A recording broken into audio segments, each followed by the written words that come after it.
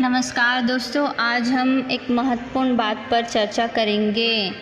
लेकिन वीडियो में आगे बढ़ने से पहले अगर आप हमारे चैनल पर नए हैं तो हमारे चैनल को लाइक सब्सक्राइब ज़रूर करिए। तो चलिए दोस्तों, वीडियो में आगे बढ़ते हैं। दोस्तों, क्या आपने सोचा है अच्छे लोग हमेशा दुखी क्यों रहते हैं, जबकि पापी और पाखंडी लोग हमेशा मौज मस्ती करते हैं। यह एक ऐसा विषय है जिस पर अक्सर विचार किया जाता है, लेकिन इस बात पर कोई संदेह नहीं होता है। लेकिन इसके पीछे गहरे कारण हैं। आज हम इन्हीं कारणों को एक धार्मिक कारणों से समझने का प्रयास करेंगे। एक छोटे से शहर में कबीर नाम का एक लड़का रहता था। कबीर दिन भर अपने आसपास के लोगों को देखकर एक सवाल में उलझा रहता। उसने देखा कि जो लोग दूसरों की मदद करते हैं, सच्चाई और ईमानदारी के रास्ते पर चलते हैं, उनके साथ कुछ न कुछ बुरा होता है।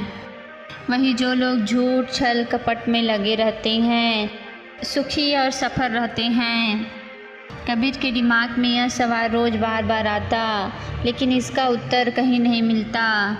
आखिर भगवान सच में अच्छे लोगों के साथ अन्याय क्यों करता है? कुछ ही दिनों में गांव में एक संत आया। उसके ज्ञान और प्रवचन के चर्चे पूरे नगर में हो रही थी।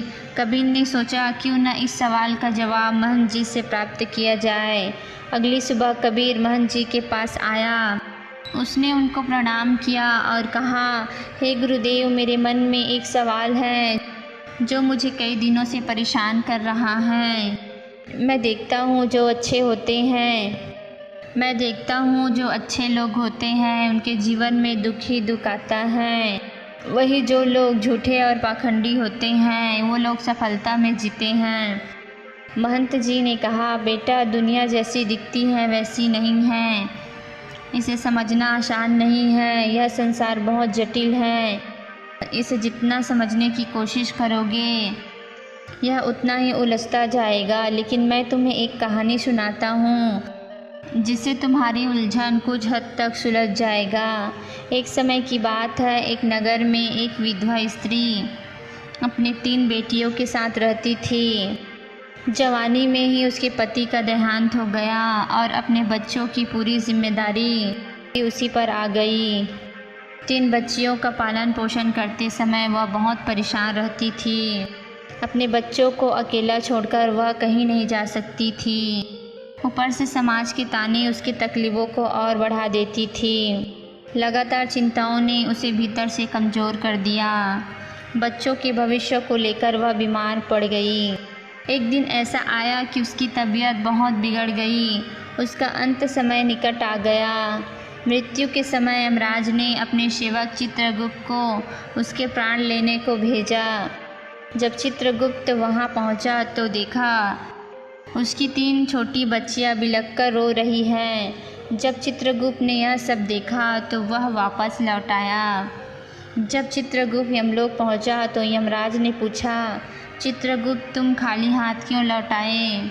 चित्रगुप्त ने कहा, हे स्वामी, क्षमा करें, मैं चाहकर भी उस स्त्री का प्राण नहीं ले पाया। जब मैं वहां पहुंचा तो मैंने देखा कि उस स्त्री की 3 मासूम बच्चियां रो रही थी, जिनका कोई सहारा नहीं था। पृथ्वी के लोग स्वार्थी और निर्दयी हैं।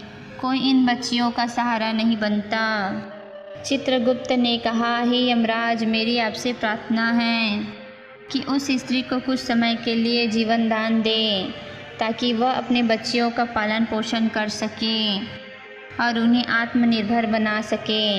इसके बाद आप उसके प्राण ले सकते हैं। यमराज ने कहा, हे चित्रगुप्त, इस संसार के सभी प्राणियों की मृत्यु निश्चित है। न कोई किसी की मृत्यु को घटा सकता है, न ही बढ़ा सकता है। जो भाग्य में लिखा होता है वही समय पर होता है। तुमने सृष्टि के नियमों का उल्लंघन किया है, जो गंभीर अपराध हैं। इसके लिए तुम्हें दंड अवश्य भोगना पड़ेगा। यह सुनकर चित्रगुप्त ने यमराज से पूछा, हे प्रभु, मेरा अपराध क्षमा करें, किंतु मेरा उद्धार कैसे होगा? यमराज ने गंभीर रूप से कहा, अब तुम्हें पृथ्वी लोक में जन्म लेना होगा और अपने इस भूल का दंड भोगना होगा। वहाँ जाकर जब तुम अपनी मूर्खता पर 3 बार हंसोगे तभी तुम्हारा उद्धार होगा। इतना कहकर यमराज ने चित्रगुप्त को धरती पर ढकेल दिया। पृथ्वी लोक के नियम अनुसार जब कोई मनुष्य जन्म लेता है तो वह नग्न अवस्था में होता है। चित्रगुप्त ने पृथ्वी लोक में अपने आप को नग्न अवस्था में पाया। ठंड से ठिठुरता हुआ वह सड़क के किनारे पड़ा था। उसी समय एक मोची वहाँ से गुजर रहा था। वह अपने बच्चों के लिए कपड़े खरीदने निकला था। रास्ते में उसने चित्रगुप्त को कांपते हुए देखा। उसे दया आ गई। उसने अपने बच्चों के लिए कपड़े न खरीदकर उस व्यक्ति के लिए कपड़े और कंबल खरीदी। मोची ने चित्रगुप्त से कहा, ठंड में इस तरह से पड़े रहोगे तो जान नहीं बचेगी। चित्रगुप्त ने कहा, आपने मेरे लिए इतना किया किंतु मेरा ना कोई परिवार है न ही घर, मैं अब कहाँ जाऊँ। मोची ने कहा, अगर ऐसा है तो मेरे साथ चलो, मैं तुम्हें भोजन और काम दिलाने की व्यवस्था कर दूंगा। मोची चित्रगुप्त को अपने साथ घर ले गया। लेकिन मोची जैसे ही घर पहुंचा, उसकी पत्नी ने देखा कि वह बच्चों के लिए कपड़े लाने गया था। कपड़े तो लाया ही नहीं, उल्टा एक अनजान व्यक्ति को घर में लाया।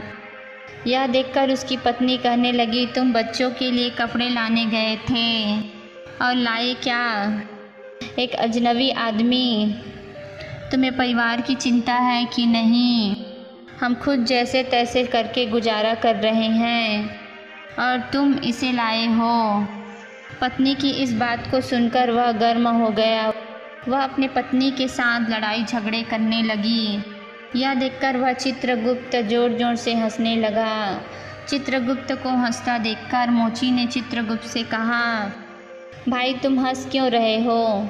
चित्रगुप्त ने कहा, इसका रहस्य समय आने पर बता दूंगा। इसके बाद वह चित्रगुप्त के घर पर रहने लगा और मोची का सारा काम सीख लिया। वह सुंदर जूते बनाने लगा। धीरे धीरे मोची के जूते पूरे राज्य में फैल गया। मोची का भाग्य ऐसा चमका, उसके घर में धन धान्य की कोई कमी नहीं रहा। एक दिन राजा का सिपाही मोची के पास कीमती चमड़ा लेकर आया। सुनो मोची, हमारे महाराज इसी चमड़े से बने जूते पहनना चाहता है। यह चमड़ा बहुत ही अनमोल है। यह चमड़ा खराब नहीं होना चाहिए। इसे बेहतरीन जूते बनाओ। सैनिक चमड़ा देकर चला गया। मोची ने चित्रगुप्त को समझाया, यह महाराज के चमड़े हैं, इसे जूते ही बनाना। अगर चप्पल बना दी तो राजा बहुत नाराज़ हो जाएगा और हमें कठोर सज़ा मिलेगी। चित्रगुप्त ने जानबूझकर उस चमड़े की चप्पल बना दी। जब मोची ने चप्पल देखा तो उसकी सांसें फूलने लगे। वह चित्रगुप्त पर चिल्लाया, तूने क्या कर दिया? मैंने तुझे बार बार कहा था जूते बनानी है, लेकिन चप्पल बना दी। अब राजा हमें नहीं छोड़ेगा, हमारा पूरा परिवार मारा जाएगा। मोची का गुस्सा देखकर चित्रगुप्त खिलखिलाकर हंसने लगा। यह देखकर मोची गुस्से में कहने लगा, अरे मूर्ख आदमी, सारा काम बिगाड़ कर रख दिया और हंस रहा है। चित्रगुप्त ने शांत स्वर में कहा, देखो राजा का सिपाही जूते लेने आ रहा है। यह सुनकर मोची का होश उड़ गए। जैसे ही सैनिक पास आया, उसने कहा, हे मोची, कल मैं जो चमड़ा दिया था उससे जूते मत बनाना, महाराज का देहांत हो गया है। यहाँ की परंपरा है कि मरने वाले को चमड़े की चप्पल पहनाई जाती है, इसलिए चप्पल बना देना। फिर उसने चित्रगुप्त से माफ़ी मांगते हुए कहा, तुमने मेरी जान बचा ली, मुझे माफ़ कर दो। चित्रगुप्त मोची की इस हरकत को देखकर ज़ोर ज़ोर से हंसने लगा। मोची ने पूछा, आप क्यों हंस रहे हो? चित्रगुप्त ने कहा, समय आने पर सब बताऊंगा। अगले दिन एक बुढ़िया के साथ 3 जवान लड़कियां दुकान पर आई। वे 3 लड़कियां अपने शादी के लिए जूते का नाप देने आई थी। चित्रगुप्त ने जान लिया, यह वही लड़की है जिसकी माँ की प्राण नहीं ली थी मैंने, इसी कारण मैं सज़ा भोग रहा हूँ। तभी चित्रगुप्त ने बुढ़िया से पूछा, यह तीनों कौन हैं? बुढ़िया बोली, इनकी माँ बचपन में चल बसी थी, इनका कोई सहारा नहीं था, तो मैं इसे अपने साथ रख ली हूँ। मेरे पास सब कुछ है, लेकिन मेरा कोई अपना नहीं है, इसलिए मैंने इन्हें पढ़ाया लिखाया और इनकी शादी ऊंचे घराने में करने जा रही हूँ। फिर चित्रगुप्त ने सोचा, परमात्मा जो भी करता है अच्छे के लिए करता है। अगर उस समय इनकी माँ नहीं मरी होती तो ये तीनों गरीबी और भुखमरी में अपना जीवन बिताती। और कहा, सच में भगवान की योजना मनुष्य से कई बेहतर है। और कहा, भगवान की योजना मनुष्य से कई बेहतर होती है। यह सोचकर चित्रगुप्त अपनी तीसरी मूर्खता पर जोर जोर से हंसने लगा। मोची ने पूछा, अब तुम क्यों हंस रहे हो? मैं तुम्हें अपनी हंसी का कारण बताता हूँ। मैं चित्रगुप्त हूँ। जब ये तीनों लड़की छोटी थी तो इनकी माँ की मृत्यु निकट आ गई थी, लेकिन इन तीनों लड़की पर दया करके मैंने इनके माँ के प्राण नहीं लिए। इसी कारण यमराज ने मुझे श्राप देकर धरती पर भेज दिया है। मैं निर्वस्त्र सड़क के किनारे पड़ा था, तब तुमने मुझे अपना घर बुलाया। घर पहुंचने के बाद तुम्हारी पत्नी ने तुमको डांटा। वह इस बात से नाराज़ थी कि तुमने अपने बच्चों के लिए कपड़े न खरीदकर मेरे लिए कंबल और कपड़े खरीदे। मुझे तुम्हारी पत्नी की मूर्खता पर हंसी आई। वह यह नहीं समझ पाई मेरी मदद से तुम्हारी किस्मत बदलने वाली थी। दूसरी बार मुझे हंसी तब आया जब तुम मुझे महाराज के लिए जूते बनाने के लिए डांट रहे थे। तुमको नहीं पता था कि राजा की मृत्यु हो चुकी है। तुम राजा के जूते बनाने में खोए हुए थे। तुम्हारी मूर्खता पर हंसी आ रही थी, पर हम उस घटना को नहीं देख पाते जो भविष्य में होने वाली होती है। किसी को कष्ट में देखकर भगवान को दोष देना सरल लगता है, लेकिन हम उन अच्छाई को नहीं देख पाते जो भविष्य में हमारे साथ होने वाली होती हैं। कई बार हमारे साथ अच्छा होता है, लेकिन भविष्य में उसका बुरा परिणाम भी हो सकता है। हर घटना के साथ अच्छा और बुरा दोनों परिणाम जुड़े होते हैं। हमें हर परिस्थिति को समय की होनी मानकर स्वीकार करना चाहिए। दोस्तों, अब हम बताते हैं मनुष्य के जीवन में बुरा क्यों होता है। जब मनुष्य के जीवन में बुरा होता है तो वह ईश्वर के शरण में जाता है, जिससे उसके सारे पाप मिटने लगता है। इस कहानी से हमें यह शिक्षा मिलता है, कोई भी योजनाएं सदैव हमारे भलाई के लिए ही होती हैं। दोस्तों, अगर यह वीडियो आपको अच्छी लगी हो तो चैनल को सब्सक्राइब और वीडियो को लाइक शेयर ज़रूर करें, ताकि आपको नए नए वीडियो डेली मिलता रहे।